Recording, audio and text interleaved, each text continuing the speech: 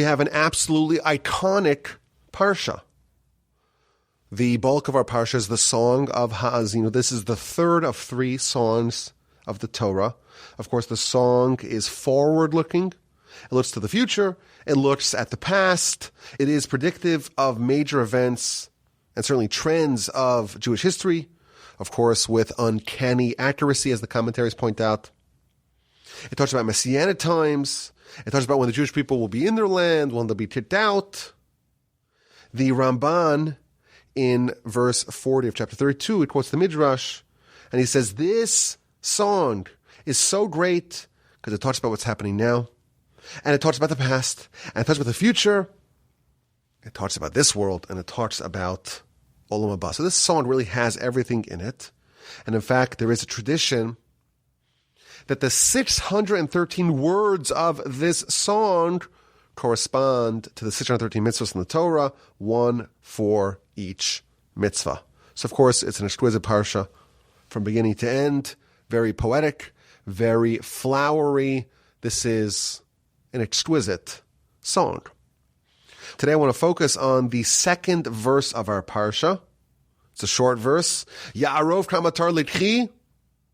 May my teachings, Moshe tells the Jewish people, drip like the rain. May my utterance flow like the dew, like rain showers upon vegetation, like raindrops upon the grass. Again, very flowery, very poetic. He's talking about the 4 types of rain, or he's mentioning 4 types of rain. There's rain, there's dew, there's like stormy rain showers, and there are raindrops. And Moshe is comparing his speech, his words, this song, this Torah, to rain, and specifically to the 4 types of rain. So what does this mean? You open Rashi. Rashi tells you that this is a comparison to Torah. Like rain, like this variety of rains, Torah is similar to rain and to the various different types of rain in a whole host of ways. And I was thinking, we're nearing the end of the Torah. We are in the penultimate Parsha, and I thought it would be interesting and certainly helpful to see what we can learn about Torah from this comparison, from the comparison of Torah to rain. I wanted to survey the various ways that Torah is similar to rain and to the variety of rains. And when I examined the sources, and I looked at the commentators, of course, starting with Rashi, but moving on to some of the other commentators, what I discovered was an absolute masterclass on Torah, on what our relationship with Torah ought to be, what is expected of us as we approach Torah, how we benefit from Torah. So that's what we're going to do today. We're going to survey the various teachings, the various commentators, and assemble from them lessons about the Torah, an incredible compilation of lessons, all sourced in a single verse. With only one verse and the comparison to rain, we can learn all about what Torah is, and maybe we will discover why it's not just us who are obsessed with the Torah study. Jews throughout the millennia, throughout the centuries, throughout the exiles, the ups and downs, the ebbs and flows of our history have been obsessed with Torah. Maybe we'll find some answers. So let's start with Rashi. Rashi tells us Torah is like rain. How so? Torah provides life for the world just as rain provides life for the world. Imagine what the world would look like without rain. It would not be a very pleasant place for a very long time. Rain, of course, is essential not just to drink, but it's also necessary for any food. Absent rain, there's no vegetation. There's no vegetation, there's no food, but I'm carnivorous, I'll just eat steak. Well, where does the steak come from? It ultimately comes from the vegetation. Without rain, without water, we are doomed. Everyone wants to go to a different planet. Everyone wants to check out Mars. The biggest problem you're going to have is there's no water. There's no rain. Our system is so wonderful with the clouds and the evaporation and the precipitation. It's all wonderful. And the rain is so helpful and beneficial. It's so life-giving. If there's a drought, there is death and devastation. And that's Torah, Rashi tells us. Torah is the same thing. It's also critical for the world's survival. The world cannot endure without Torah. This is an amazing idea, Rashi's telling us. The very beginning of our study, we discover something fascinating. Torah is as essential to the world's continuity as rain. Without Torah, there's no life. Without Torah, there's devastation. This is an idea that Rashi brings many places. The Talmud talks about it. Torah ensures the continuity of the world. And now we have an example. What would the world look like without Torah? Absent Torah, the world would be similar to the barren wastelands of Mars and Jupiter and Saturn. Any place that is inhospitable to life without rain. That's a pretty intense way to start this study. But let's move on. Moshe tells us that it's also like dew. Well, if we already have rain, why do we need dew? So Rashi tells us that when it rains, most people are happy, but some people are not happy. Why? Because they're traveling. And suddenly the roads are muddy. And they had a baseball game planned, and now it's rained out. And they wanted to go spend some time at the beach, and now it's all sloshy and muddy. Or Rashi tells us someone had a cistern, a vat full of wine, and now it's been diluted. So rain, it does dampen the spirits, pardon the pun, of some people. And Torah is just good. There's no bad. And therefore it's like dew as well, because everyone loves dew. Dew is the lighter precipitation. It doesn't disturb anyone, but it still provides immense benefits for the world. Torah is like dew. It spawns universal joy. And Torah is also like a rain shower, says Rashi. When a rain shower comes accompanied by stormy winds, that ensures that the grasses, that the vegetation, they grow, they flourish, they blossom, they flower. So too, the words of Torah make a person who studies it grow and flourish and flower and blossom. And Torah is like droplets, strong droplets, says Rashi. The final kind of precipitation of our verse, Rashi tells us, it is a strong raindrops akin to arrows being fired. Now, unlike the previous three types of precipitation, Rashi doesn't explain the benefit of this kind of rain.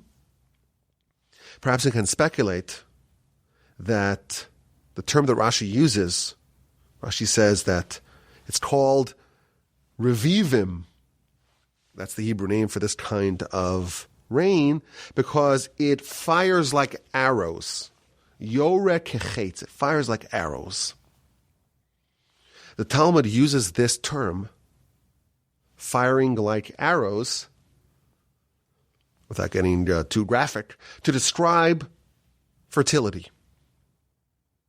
So perhaps what Rashi is hinting to over here is that the fourth element, the fourth component, the fourth similarity that Torah has with rain, this particular type of rain that fires like arrows, perhaps is that it unlocks creativity. It enables us to have vitality and continuity. There is a precedent for this idea. Torah, we're told in our sages, the words of our sages, Torah is the only way to create something new that did not exist in this world previously. Torah is a way, we read, to create new worlds, new vistas, and new frontiers. We did a podcast on this on one of my other channels many years ago. I don't know, maybe like 7 or 8 years ago. But maybe that's what Rashi's hinting to over here, the fourth quality of Torah, and the way it's similar to this particular type of rain, and that is that it unlocks creativity. The ability to make up something new is fostered, is bolstered by Torah. So just getting started over here in our study of what Torah is all about and why Moshe would compare it to rain and the variety of rains that he mentions, Rashi tells us 4 things. It'll give us life, like rain. It'll bring us joy, joy for everyone, universal joy, like dew. It brings growth, like storm winds and stormy winds that accompany rain, and it will unlock creativity. We benefit greatly from Torah. It benefits us. It benefits the world. It brings about wisdom and joy and growth and creativity. Where do we sign? How do I subscribe to the Parsha podcast? How do I make sure that I don't miss an episode? Not in this cycle and not in the upcoming one. There's something here for everyone. And that's just Rashi. The Baal HaTurim points out that we find the number 4 associated with Torah elsewhere. We have 4 different types of rain, and that's hinting to, says the Baal HaTurim, to the fact that every time you study Torah, you have to study it 4 times. And he quotes the Talmud in the book of Eruvin on page 54b. The Talmud tells us that that is how Torah was initially studied. Moshe would study it from God and would teach it to Aaron. And then Aaron's 2 sons would come in, and Moshe would teach it to Aaron and Aaron's 2 sons. And the elders would come in, and Moshe would teach it to Aaron, Aaron's 2 sons, and the elders. And then all the rest of the Jewish people would come in, and Moshe would teach it a 4th time to Aaron, to Aaron's 2 sons, to the elders, and to the whole nation. And then Moshe would leave, and Aaron would teach it. And this would be a 4th time for Aaron's children. And then he would leave. And then the children of Aaron would teach it. And then the elders would teach it as well. Concludes the Talmud, everyone would hear it 4 times. Says the Talmud, from this we learn that when you teach a student, you have to teach a student a matter of Torah 4 times. If Aaron, who's studying under the tutelage of Moshe, and he had to hear it 4 times, his grasp, his understanding, his grip on the material was insufficient after only 3 times. Certainly us simpletons, studying from other simpletons, not from Moshe, we need to hear everything 4 times. I remember hearing in yeshiva that if you look at the standard edition of the Talmud, the lines of Rashi and Tosafos on the margins, they always start with 4 lines on top. And that's hinting, I was told, that we have to read everything 4 times before moving on. Rabbi Weinberg of blessed memory used to say that this mimics the growth of a seed. You plow it, that's 1. You plant it, that's 2. You harvest it, that's 3. And you consume it. You digest it. You absorb the message, that is 4. For us to truly assimilate the messages of Torah within us, we have to study it a minimum of 4 times. And that is hinted to, says the Baal HaTurim, in the 4 types of rain featured in our verse used to describe Torah. One of the other commentators points to something really interesting. Rain, of course, is necessary.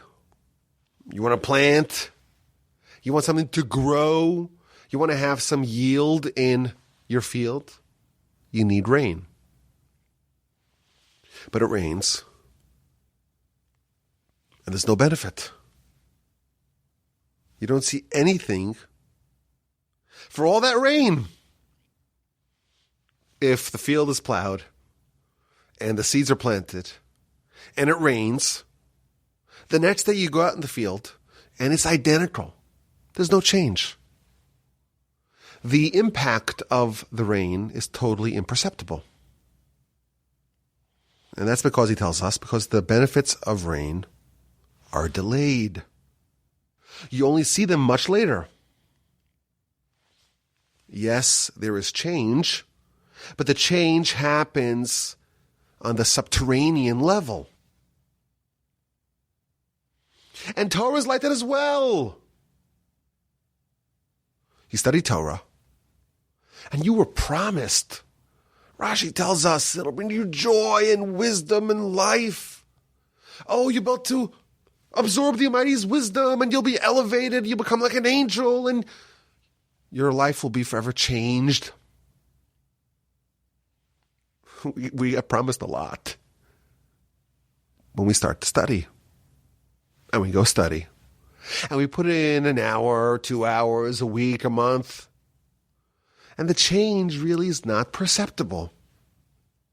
And why? Because it's like rain. You want to build a big tree? A sequoia tree, an oak tree, a cedar of Lebanon. There's a lot of rain that has to go into that. And a lot of time and patience. Torah is like rain. The impacts take some time before they surface. I think this is very comforting to remember. We may feel frustrated at the lack of any appreciable change. Now we know the reason why. There is change. There is dynamic altering of who we are when we study Torah. But at the beginning, like rain, it's all happening beneath the surface. Eventually, it will bubble forth. Eventually, it will blossom. Eventually, it will arrive at the surface. I have the great privilege of studying Talmud with my son, my aforementioned son Yehoshua, on nights that I don't have any classes, no podcasts to record, no study partners. We try to study every night. And a couple of weeks ago, we encountered a very interesting teaching in the Talmud. This is the book of Ta'anit, or Tainus, as they say, page 4a. The Talmud says that a young, dynamic Torah student is like a seed underneath a clod of earth. Once it sprouts, once it blossoms, it continues to blossom. That is the statement here in the Talmud on page 4a of the book of Ta'anit. And Rashi explains that once it begins to grow and flourish and blossom, it just keeps on going. And when I read this comment in the Chistuni, now maybe there's an explanation. We grow in a way similar to vegetation. Man is like the tree of the field, the verse tells us. Torah is like the rain. The impacts of the rain, they take some time to appear. And when the growth is subterranean, it can be kind of frustrating. You could feel perhaps that this is futile. And there's a risk of this young, dynamic Torah scholar to say, I'm not interested. I'm opting out. This is so hard and I see no difference. But once it surfaces, once it blossoms, that's it. You've hit some pay dirt. And now, once you ascend, you're like a runaway train. You're a force to be reckoned with. You've had some success. You've seen the byproducts of this rain. And now you know it's not futile at all. And now you're just going to continue on watering, and the plant will continue on growing and blossoming forth. Another incredible idea about the comparison between rain and Torah. There's a very long comment in the Or HaChaim, and he makes a bunch of connections between Torah and rain. The first thing he tells us is rain, well, that provides life and vitality for the world. And Torah is like rain in a literal sense because it is the means of exchange for sustenance and rain. Why does God give the world rain? Why does God ensure? In what merit do we earn rain and its concomitant sustenance? It's because of Torah. There's a transaction that happens over here. We buy, so to speak, the rain with Torah. And if there is no flower, if there is no rain, if we don't have any sustenance, the answer to why we're in that situation is because there's no Torah. You have failed to buy it. God lets us buy on credit. So sometimes even without us paying, so to speak, for rain and grain and flour, we'll get some of it. But really, without Torah, the Almighty doesn't desire, so to speak, to give us rain, and by extension, food. That's the first thing he tells us about the connection between Torah and rain. And the Or HaChaim tells us something else. In the latter half of the verse, it talks about different kinds of grasses. There's thin grass, and then there's thicker vegetation. And there's also different kinds of rain. There's a thin rain droplet versus a thicker, more intense torrential rain. And he says something really interesting. The verse pairs a big rain with a big vegetation, a recipient of that rain. And on the lower half of the scale, on the other end of the spectrum, it pairs a very thin rain, a small droplet, with thin grass. And he tells us that the Almighty expects every person to study whatever is commensurate to their ability. And thus, if someone is stronger and more robust and more capable, and they're like a thick vegetation, then the amount of rain that showers upon them, the amount of Torah that they are expected to study, is pretty high.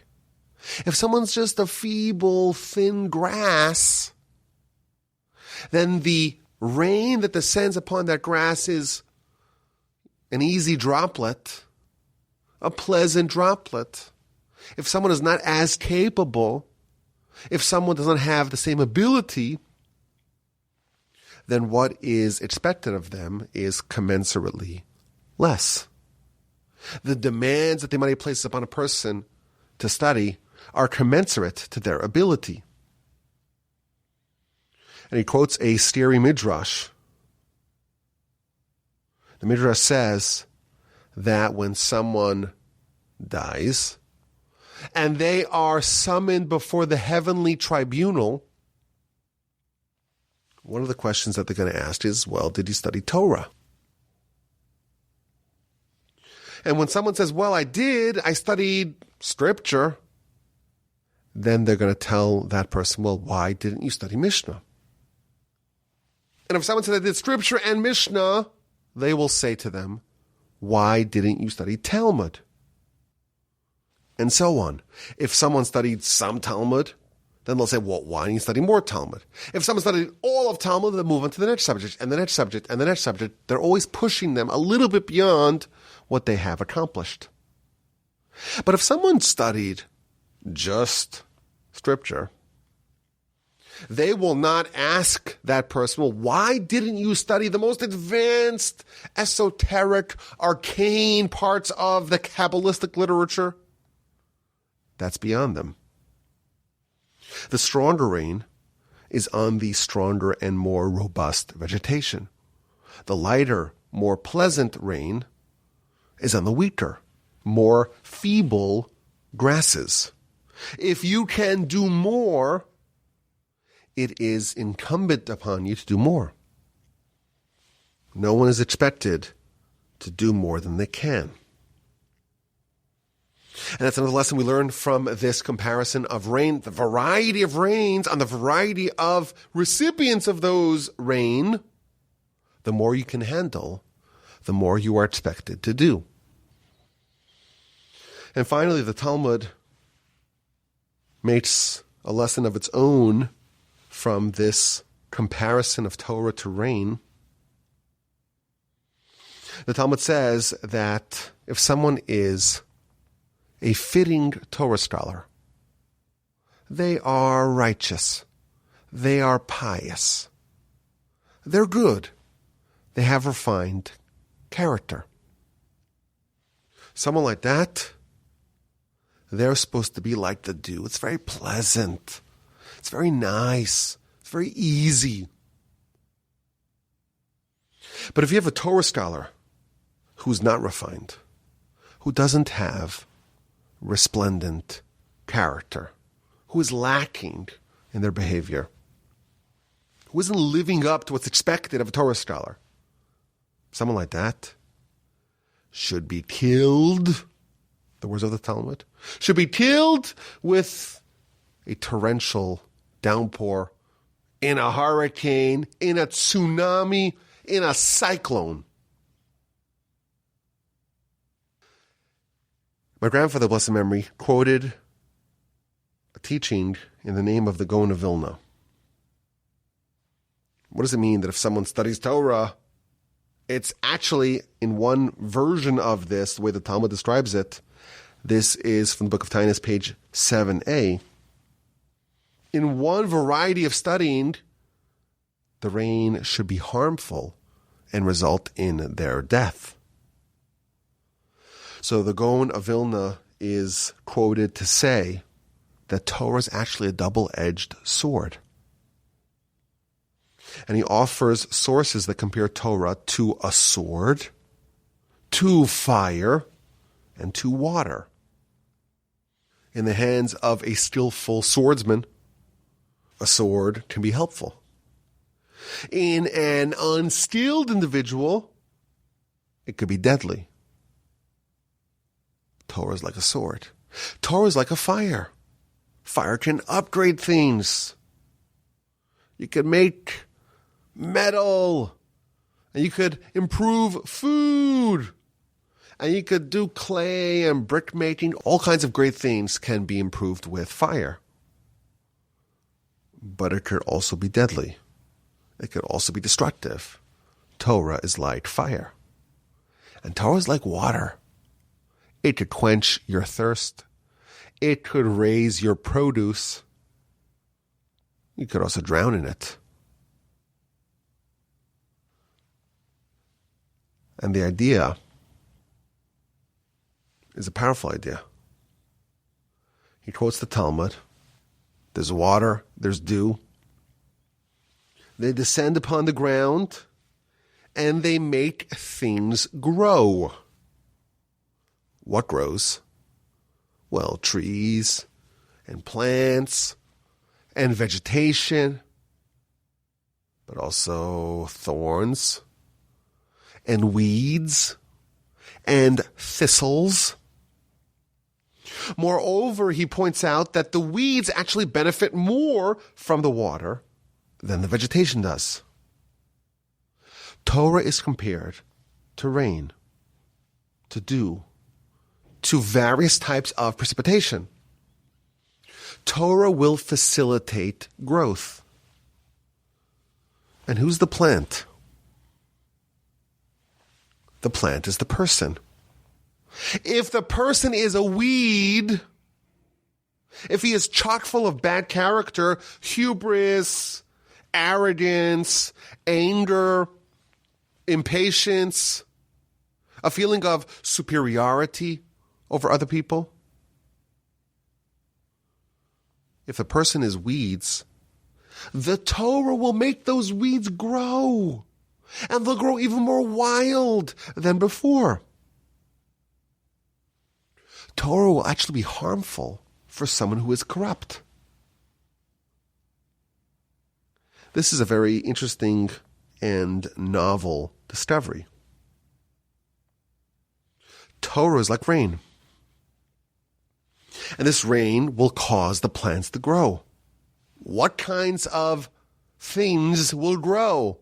Depends what kinds of seeds we have in the ground. We would have thought that Torah is just good. Deposit Torah upon someone. And no matter how terrible they may be, no matter how awful and execrable their character may be, they'll flourish. They'll improve. It'll happen on its own magically. The Gaon of Vilna reveals to us, based upon the Talmud, other sources, that is not true. Torah is like rain. It will augment and amplify and increase whatever the person is, whatever the plant is, whatever we have started here in the ground. If that is good, we'll have a lot more good. If that is bad, we may end up with some more bad. If someone is rotten and corrupt and evil, Torah will make that grow as well. And he quotes an interesting law that states that if you have a corrupt student, you are prohibited from teaching them.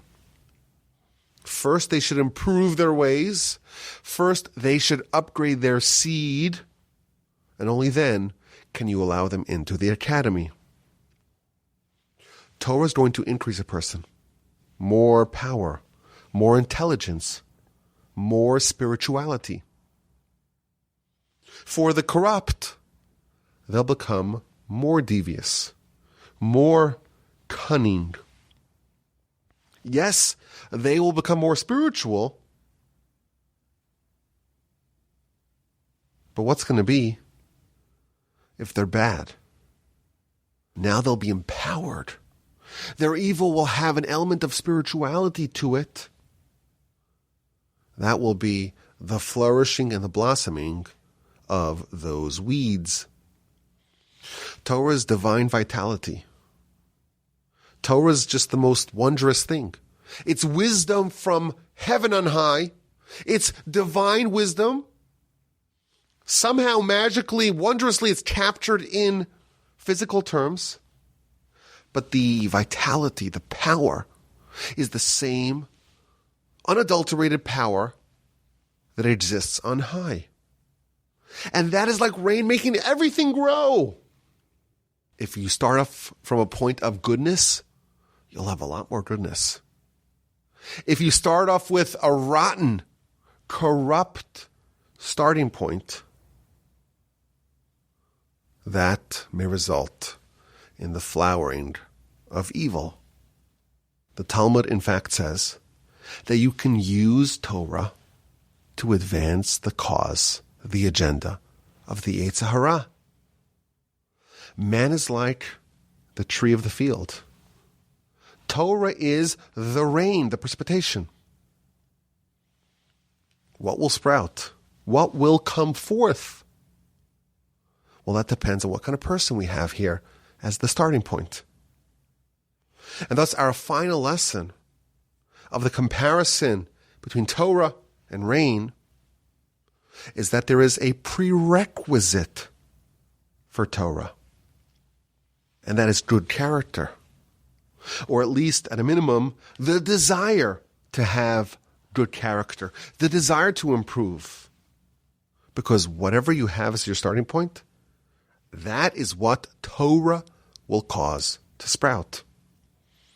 When Torah is matched with good character, that, in fact, is fertile grounds for an elevated and refined person to sprout forth. What we've taken away from this single verse at the beginning of our Parsha is a masterclass on Torah. Torah is like rain. Various types of rain. Strong rain, windy rain, dew, rain droplets.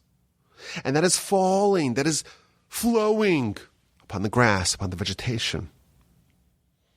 And Rashi tells us that like rain, Torah gives us life. It feeds our soul.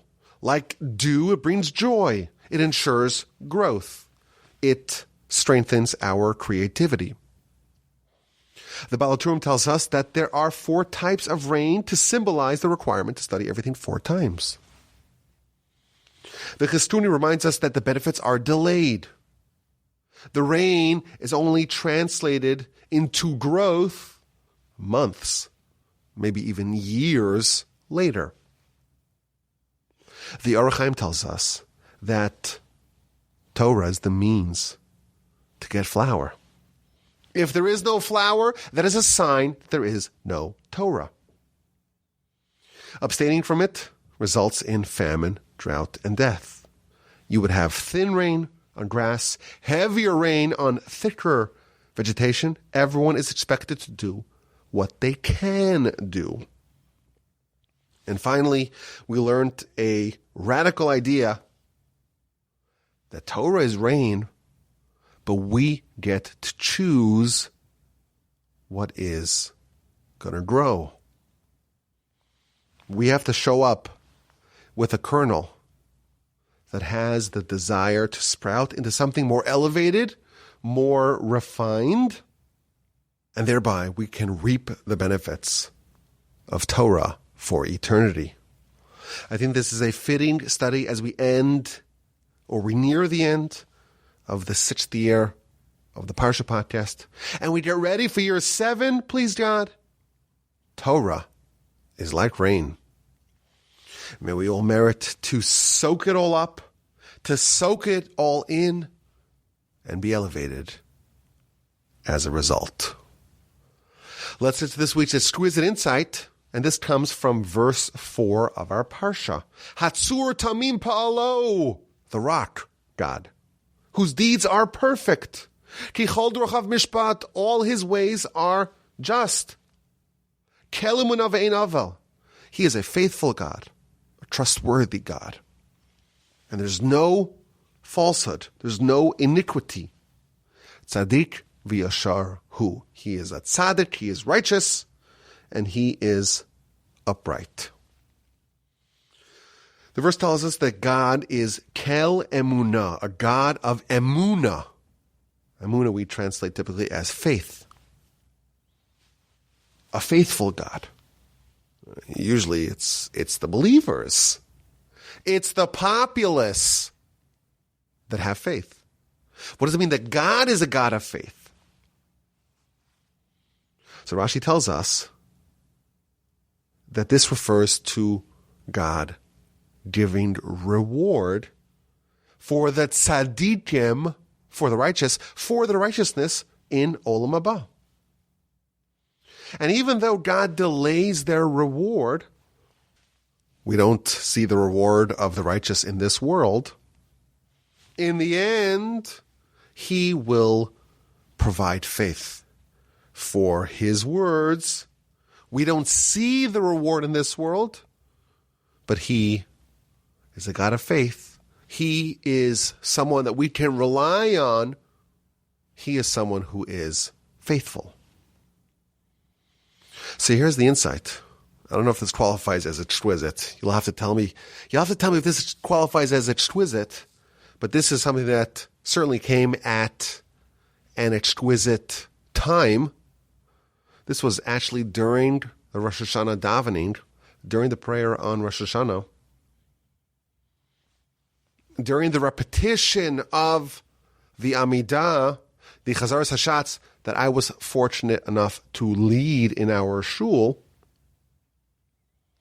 In the second prayer, we say, Mechalkel Chaim Bechesed. God sustains life with kindness. He revives the dead with great mercy.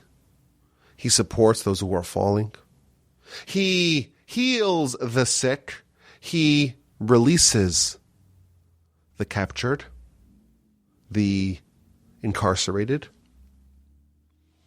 And then we have a puzzling statement that we say about God that I never really understood what it meant. Umekayem emunaso lishenei afar. And he fulfills his emunah, his faith, to those that sleep in the ground. God upholds his emunah to those who sleep in the dust. The word that appears in our Parsha, Kael emunah, a God of emunah, it's the same word that we say in the Amidah every day, 3 times, 4 times on Shabbat and festivals, 5 times on Yom Kippur.